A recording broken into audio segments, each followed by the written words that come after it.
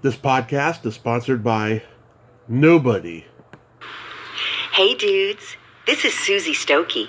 I played Sandy in The Power, and you are listening to Tommy Throwback Kovac on Splat from the Past. And you know what? Tommy's Catholic. He picks his belly button for Lent. Hey dudes, welcome to Splat from the Past, the only 80s themed horror sci-fi show where things can get totally radical. Now today, I will be welcoming the legendary Lisa Gallentine, aka Lisa G, lead singer of 80s punk band The Creamers. In 1982, she was Nancy, the girl at the buffet, in the underrated Christmas teen slasher horror classic, The Dorm That Dripped Blood. She'll be my first guest from that movie. I reached out to her just before Christmas last year, and she was super busy. But this year, she is ready to go with an interview. She also mentioned that she was part of the DVD commentary track for Revenge of the Cheerleaders because she was a big fan of that movie. I don't know if she had anything to do with the movie in the making process, but we will find out. Christmas December is fucking kicking off full throttle. It's going to be a great month. So, here is my interview with Lisa Galentine, aka Lisa G.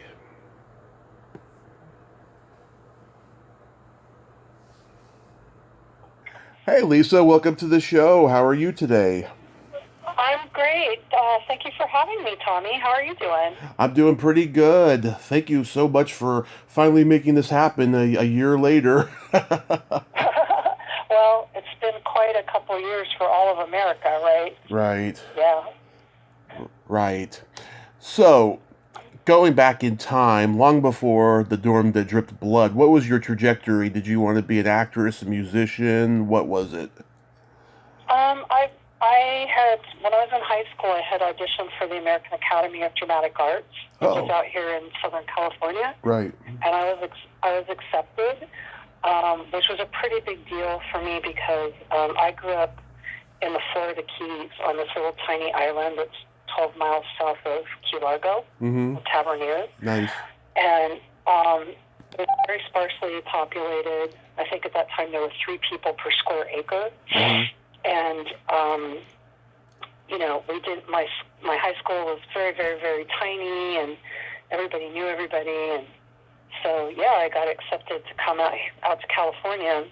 So at the age of 17, I packed it all up and moved out to LA. And, so I wanted to be an actress, to answer your question. Nice. So you got in, right? I'm sorry, I'm going to be coughing during this interview. I cough every interview. Don't worry about it. Yeah. So you got into the academy, right? I did. Yeah. And that's how I actually ended up in The Dorm That Dripped Blood. While I was at the academy, I actually had an audition for the female lead, the Lori Lipinski part. Yeah. And I was told by the producers and directors to come to Royce Hall at UCLA to do the audition on a Sunday. And being this little kind of bumpkin, I didn't realize that UCLA is like enormous. And this was like 1979, 1980. Yeah. So no cell phones, and the campus was completely deserted on a Sunday. Right. I didn't have a parking pass. I mean, I totally didn't know what I was doing. So when I showed up to do the audition, I couldn't find Royce Hall. I couldn't find anybody to ask. I couldn't park anywhere. Yeah. I just kind of drove around UCLA, and then I ended up just giving up and going home. And then I was like too embarrassed to contact the filmmakers and let them know, how bad I had screwed up. So, that was that. But ironically, later on, I was at a party that my classmates at the American Academy, they were giving a house party. Yeah. And somebody came in and said, in and said, hey, these guys are filming a horror movie and they need extras for the party scene. And we all like piled in somebody's car and went to go be extras. And it turned out that that was the dorm that dripped blood. So I ended up in the movie anyway. Wow. So when you were at the academy, like, did any of your classmates go on to become successful in acting? I mean, the academy has turned out many famous people, like, Robert Redford, for one. But I think in my particular class, the only success story I heard of was one of my classmates was the male lead in a movie with Brooke Shields. And I can't remember the name of the movie, but it was really controversial because there's the scene where he's having sex with her and the mother comes downstairs and watches or something. Not Endless Love. Was it Endless Love? No. I can't remember. That might have been the name of it. It's where he like sets fires to get her attention. I'll look it up and I'll have the answer before we're done. Yeah. But I would say that's probably the only other real success story that I heard from anyone in my class. Okay. So, yeah, I mean, you were in the first 3 minutes of The Dorm That Dripped Blood. You're ignoring what's his name. He's making advances, and you're just getting buffet food.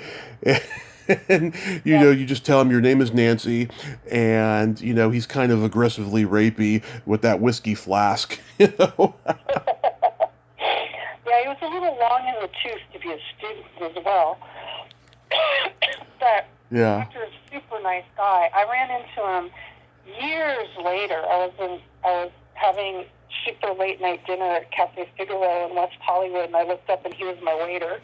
Really? Yeah. I mean, LA is a big town, but it's a small world. And he's just super nice guy. Like, everybody that I came in contact with on that set was just really easygoing and, very friendly. Oh, my God. Yeah. But I was just standing around waiting to be an extra, and one of the filmmakers came up to me and said, we need a girl to just like totally blow this guy off in this party scene. Can you do that? And I said, yes, I can. And they said, okay, just tell him your name is Nancy and just totally blow him off. And I was like, okay. So that's how I ended up having actual lines in the movie. Nice. Yeah. The movie started filming in December of 1980, so all those decorations were obviously real, for Christmas time. Oh, God, I'm so sorry. It's okay. It happens every episode. It happens every episode. You can edit it out later. I don't edit. God. Yeah, so... Now, and when I look back at that scene now, I recognize, like, a lot of my classmates, but I mean, you're talking 79, 80, so I don't really remember anybody's name or anything, but I was like, oh yeah, I was in class with that person. Yeah, well, Daphne Zuniga, she's the only one who went on to a huge career in the movie. That is true. She was at UCLA, and she was part of the Actors Gang with Tim Robbins and Lance Guest and Cameron Dye and all those cult movie people. Well, she's an excellent actress, and she certainly deserved all her success. Yeah, she's a good actress. Robert Fredrickson, he was also a member of that company as well. So I guess they were, for all I know, like all those people probably auditioned for this movie. Yeah, I mean, just a couple of years ago, they showed it at the Egyptian. Right. And they know me, and so they asked me would I speak, and I was like, yeah, you're really scraping the bottom of the barrel here. Yeah. I have like 5 words, and they were like, we don't have anybody else to speak. I was like, okay. And so when I got there, the director just showed up, and I walked up to him and I said, hi, do you remember me? And it was really weird. He goes, oh yeah, you're Lisa. You played Nancy. I was like really shocked because let's see, I was like 17 then, and it was probably 30 years later. and he still remembered me, so that was very flattering. Yeah. You talk about Stephen Carpenter or Jeffrey Obrow? I believe it was... Shoot. So you know I'm at a disadvantage because you remembered my name and I don't remember his. It's one of them. Jeffrey. Yeah, it's one of those guys. Yeah, they went on to make The Power, which was a supernatural horror film with Susie Stokey, who, by the way, is the only woman who ever had an orgasm on this podcast. I just asked her a question and she came, and I didn't expect that at all. Okie dokie. Yeah. And then they did another horror movie called The Kindred with my friend Julia Montgomery and Rod Steiger, and now they're like The Kindred actually did pretty well. Yeah, it did pretty well, but now they're like production entrepreneurs now or something like that. Mm. Well, again, running into him 30 years later, super nice guy. Yeah. And we had a nice talk at the Egyptian. Mm-hmm. You had pretty blonde hair in those days. I see that you like to change your hair all the time now, different colors. Yeah. For the past, 20 years or so, it's mostly been pink because, I was in the Creamers, which is a somewhat seminal LA punk band, and I had a very conservative day job in an office, so I would just wear a wig. Oh, yeah. And, yeah. And then later I became a production manager at Universal. And, really? Yeah. So even though they have rules against visible tattoos and piercings and pink hair and everything, they let me get away with it because I was a pretty good production manager, so they sort of looked the other way. Nice. Yeah. So now I'm a licensed acupuncturist and national diplomat of Oriental medicine. Oh wow, that's so cool. I mean, you wear many hats. Yep, I do. Now I feel like acupuncture is really my true calling. I mean, I love being in the Creamers. I guess technically I'm still in the Creamers, although we don't play live. I loved performing. In fact, the reason I decided to form a band was because I kept going on all these auditions in LA. Yeah. And I got really tired of somebody else telling me whether I could have a job or not, what perform or not. So that's why I formed the band. And, I'm really grateful to the run that I've had with the Creamers. We've toured Europe. We've toured all over the U.S. We've played the New Music Festival in New York. We have music out on Sympathy for the Record Industry and Triple X Records, and I still get contact from fans or people who love the music every once in a while. So that was really great. But I feel like when I decided to become an acupuncturist, I actually really found my true calling in life, and I love healing people and helping people. And when somebody comes in and they're in physical or mental pain, or have like a chronic disease that Western medicine is kind of not really helping them with, the feeling that I get when I'm able to help them is like the best feeling in the world. Oh, that's wonderful that you love to help people. That's really amazing. Yep. Yeah. So after you did that movie, did you just decide I don't want to act anymore? I'm gonna go into music. Was that something you always had a passion for? Was music?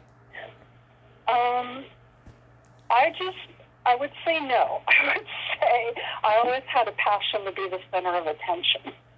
Yeah. So, obviously, I always loved music. I was in high school during the disco era, and I loved going out dancing. And during the 80s, I was a backup singer for a Mexican new wave band called Felix and the Cats, and I toured all over Mexico with them. And I just decided I would do it on my own. And I love performing. I'm very comfortable on stage. I love that feedback from the audience. it doesn't matter if one person is listening or if 200 people are listening. Mm-hmm. I just love being on stage and having that communication with the audience. So Yeah. I don't actually play any instruments. Yeah.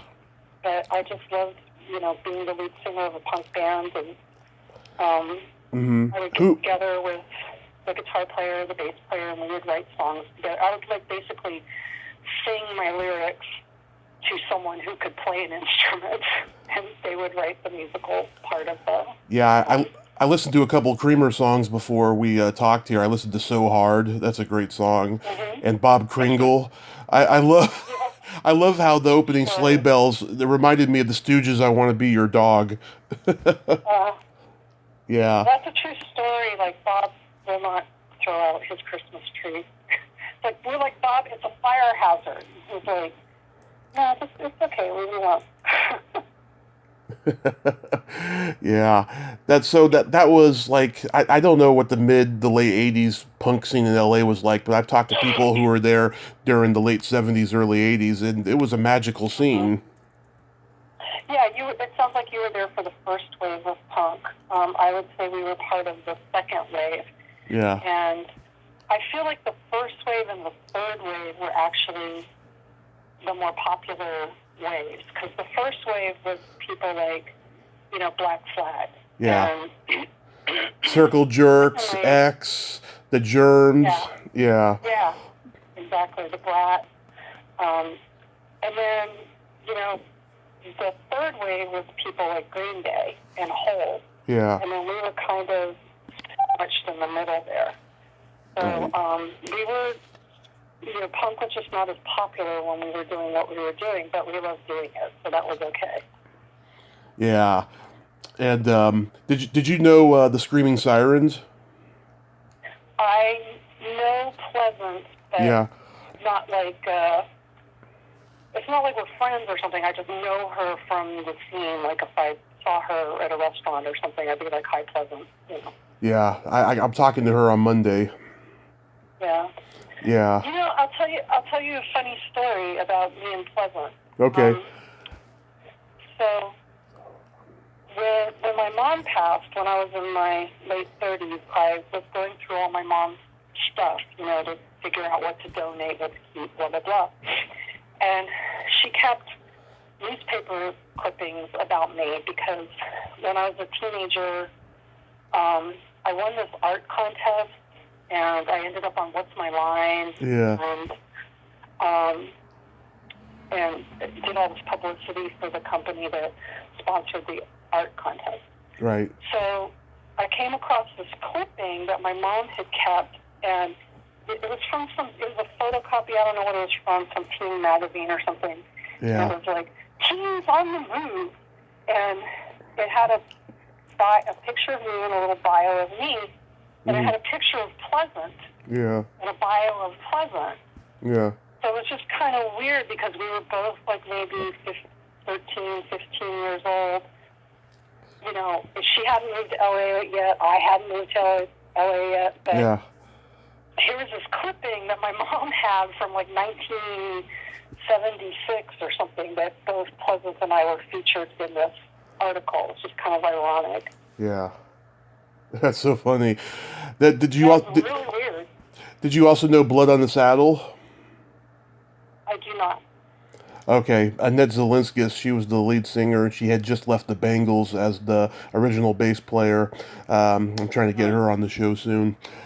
But, so you mentioned in Messenger that you had done the commentary track for Revenge of the Cheerleaders, but you didn't have anything to do with the movie, right? No, it's just one of my favorite movies, and when the producers for Anchor Bay were putting out the DVD, right, they couldn't find anybody who would admit to being in the movie. Yeah. Obviously David Hasselhoff, doesn't want to be associated with it. And right. so it was just one of those, Hollywood connection things where they came to me and they said, hey, we know this is your favorite movie. Could you do the commentary on it? We have to have a commentary. And I was like, well, that's going to be like really dry. I said, how about if I get Heather, who was the bass player in the Creamers at that time, she's like the smartest, funniest person I know. Mm-hmm. And how about if she and I come in and we make it like a comedy bit, and we'll just improvise it and see how it goes. And so we use pseudonyms. For some reason, the producers really didn't want anybody to know who was doing the commentary. I don't know why. And we just started improvising while we were watching the movie, and very quickly into the improvisation, I looked in the booth and I could see the crew was like busting up. So I was like, okay, this is going to go well. And yeah, if you listen to that commentary, that's me and Heather being silly. Yeah, I think I saw the movie. Actually, go ahead. Actually, that's an exclusive for your show, Mm-hmm. because they made us keep it a secret, and I think enough time has passed that I can, say it, that it was me and Heather, but it was also really frustrating at the time because people that would be reviewing the DVD, I did a really dumb thing. I said my email address in the fucking commentary. So I started getting emails from people that were reviewing the CD or like had the CD and wanted to know, who we were, and I wasn't supposed to say, and then they would get mad at me and make some snarky comment in the review about the commentary. But I can now reveal it is me and Heather from the Creepers. I think I saw the movie on USA Up All Night when I was a kid back in the 90s. David Hasselhoff, his name was Boner. Yeah.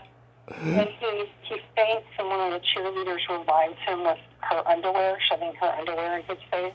Yeah. And Cheryl Rainbow Smith is in it. Yep. Of course, she has since passed, and she was very, very, very pregnant in Carl. the movie, which is Carl because she's a cheerleader, a very pregnant cheerleader. Carl Ballantine. I've talked to his daughter. He was in the movie. Yeah, it's one of those great, exploitation movies from the 70s. Yeah. I forgot to ask you, do you have a favorite kill in The Dorm That Dripped Blood? I've actually never seen the entire movie. Really? No, I just saw my scene and that's it. Okay, fair enough. There's a scene where a guy gets beaten with a spiked bat that I really like, and then there's a scene where a girl gets pushed into a pressure cooker. Those are my favorites. Oh, I have a dark sense of humor. Yes, obviously. So what did you do when you were production manager at Universal? What did you see there? I worked on a commentary with my brain is not coughing up his name. The guy who played Freddy Krueger. Robert Englund, great guy. There we go. Yeah, I worked on a commentary where we brought him in to comment on other horror movies. Yeah. And super, super, super nice guy. Yeah. And he's very easy to work with. Sometimes when you do commentaries with celebrities, they can sort of throw their weight around, but he wasn't like that. And I worked in a now defunct department called Fix Mix, where their idea was to put out DVDs that were just, it was like part movie and part game, sort of. Yeah. Where they would take clips from, they would have a central theme, like horror movies. They would take clips from, like, different horror movies and put them together, and there would be games, involved with the clips. But obviously now with, like, streaming and YouTube and everything, that's nobody's going to buy that kind of DVD. So that department is defunct. One of the funniest things I had to do when I was working as production manager was they were putting out a Monty Python product. Uh-huh. It has a song in it called, I believe it's called, Isn't It Nice to Have a Penis? and they wanted to have the lyrics and a set of bouncing balls. Yeah. Going so people could sing along. And so I was completely in charge of the animation and making that happen. So, here I am, I worked right under the head of Universal, and then Mark Schmugger was under him, and then my boss was right under Mark Schmugger. So I'm having meetings with the guy who's like the second in charge of all of Universal, and we're having discussions like, are the balls too threatening? Should there be a penis with the balls, or you just want the balls? Are the balls too hairy? So that's the kind of conversations I'm like having with, Mark Schmugger at Universal. Oh, I love it. I love it. Mm-hmm. So have you been doing acupuncture during COVID? I have not. At first I was, and then the state closed us down because they felt acupuncture was kind of on the same level as tattooing and massage. Then the state recruited acupuncturists to be on the sort of emergency response team to COVID because the acupuncturists in Wuhan were having such good results with acupuncture and Chinese herbs as far as COVID patients. Mm-hmm. And so there's been a lot of, and then the medical facility, the medical boutique, basically, where I rented a room for my acupuncture, because of COVID and lack of funds, they totally closed down so that I didn't have a place to practice. So anyway, long story short, I just decided to kind of shut down and take care of myself and my family and ride it out. And I'm planning to reopen around January 15th. Nice. Well, I hope that goes well for you. I think it should because, people, as stupid as people still are remaining, a lot of people are, getting vaxxed and they're wearing a mask and all of that. So you should be fine. Well, remember, at first there wasn't a vaccine. Yeah. And then, I had a patient who was sent to me by her insurance company to be treated. And then when I asked her occupation, she was like, I work in a COVID ward. And I'm like... That doesn't help. And then, yeah. And remember at first, it was mask, don't mask, and you couldn't get masks. Of course. And there was no vaccine, and I was just like, I just think I have to shut down for a while and kind of ride this out and see where this goes. And of course, when you have a pandemic, the information's always changing because the more research you do, the more you learn about what's going on. Right. And so guidelines and information change. But I think, we all kind of know what's going on now, and I feel confident. I just figured I'd wait till after Christmas and New Year and reopen. Yeah. But I'm double vaxxed. I'm going to get my booster. And when I got this cough, I went and got a test, made sure it wasn't COVID. And, and I feel confident that I know how to protect myself and move forward. So I'll just wait till after the New Year and do that. That's wonderful. That's wonderful. God bless you. Was Christopher Atkins the guy that you went to acting school with? Was the movie Blue Laguna? I don't. No, I think his name was Martin. Oh, okay. So it was Endless Love. It was Martin. Yeah. Let's see, Martin Hewitt. Yep, that was the guy. Okay, Martin Hewitt. Oh, he wasn't bad looking either. Well, he told us that, later on, he said that he felt, it was just kind of mean-spirited, but he said that he felt that they wanted somebody who was a worse actor than Brooke Shields. Yeah. But you know what? I saw Brooke Shields in a stage production of The Exorcist. She played the mom. Yeah. Out in Westwood, I would say 6 years ago. And she was amazing. She was really, really good. But, Endless Love, she was very young. She was a model. She hadn't she wasn't very experienced. So I don't think we can really judge her by that. Yeah, not at all. Yeah. So really quickly, there's a secret silly game that I like to play with my guests. This is a series of silly slumber party questions. It's just pure fun, no win or lose. And how the game works is I ask you the question, you answer it, and then you ask me the exact same question and I answer it. Okay, but this is not going to involve orgasm, I can promise you.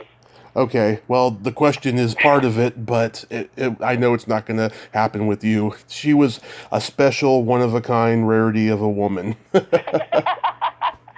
and I'm not? Oh, yeah, but I don't, yeah, but like you said, you're not going to orgasm, so. Oh, Okay, Lisa, are you ticklish? absolutely. Tommy, are you ticklish? Yes, I've been known to hit people in the groin. I'm so ticklish. If you tickle me without warning. Yeah, I hate to be tickled. Yeah. I love it, but just let me know that you're going to do it. Okay. What's your favorite part of the body? And that's the question I asked her. Ah. My favorite part of the body is the heart. Not the actual physical organ, but how people use their heart Okay. to spread love and kindness. Oh, Tommy, what's your favorite part of the body? that is the best response I have ever gotten. I love that. My favorite, my favorite part of the body is the belly button. Okay. Some people would argue it's not a body part; it's just an indentement of your body, but I still like it. What color are your toenails painted?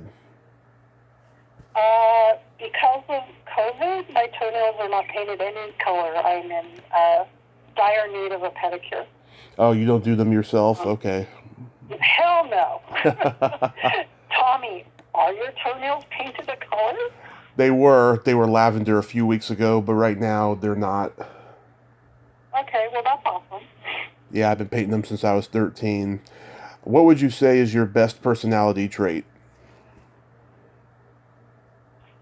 I would say my best personality trait is that I just love people, and I always want the best for everybody else, and I try to be kind. I agree. Tommy, what is your best personality trait? I have empathy and I have no filter. That's awesome. I love that. Yeah. And then my favorite question, is there a stinky smell that just makes you gag? All sticky smells make me gag. It's very easy to make me nauseous. Yeah. Very easy. And being in the medical profession, when I was doing my internship, I had to treat a lot of indigent people. Yeah. Who cannot help but be a little smellier than the rest of us, and so I had to learn to get over that, because when I treat people, I try to treat everybody fairly and with love and with no judgment. So, Tommy, is there a stinky smell that makes you gag? Either farts or dirty feet. Yeah, that's probably pretty much everybody feels that way. I was in the hospital 6 months after a car accident, and the smell was so awful. And I remember saying to nurses, "God, doesn't it ever just get on your nerves how bad the smell is here?" And they're like, "No, you get used to it after a while." You do. You learn to breathe through your mouth, and it's part of the medical profession. You don't, in my opinion, a good practitioner doesn't want their patients to ever feel like they're repelling or revolting someone. Everybody wants to be treated with care and kindness. So if you're going to be in the medical profession, you've got to get over that shit real quick. Right. Well, Lisa, I want to thank you so much for coming on today. This was well worth the wait, and you are just amazing, I have to say. Oh, well, you too. I'm so pleased that we finally got to talk. This was really fun. Thank you so much. Well, you have yourself a Merry Christmas, Happy New Year, and please stay safe. And I just know that your business is going to be booming again. Oh, God, I hope so. I could use some money. It's been rough, as it has been for everybody. So I hope so. So same to you. You have a wonderful holiday season, and hope all continues to go well for you with your podcast and your interviews. Thank you so much. Bye-bye. All right. Take care. Bye-bye. Well, there you have it. Lisa Gallentine, aka Lisa G. Ain't she a sweetheart? Oh, what a great lady, huh? And very special, kind, interesting. I enjoy talking to her a lot. Well, until next time, this is Tommy Throwback Kovac saying there's no shame in living in the past because the present sucks. Later, dudes.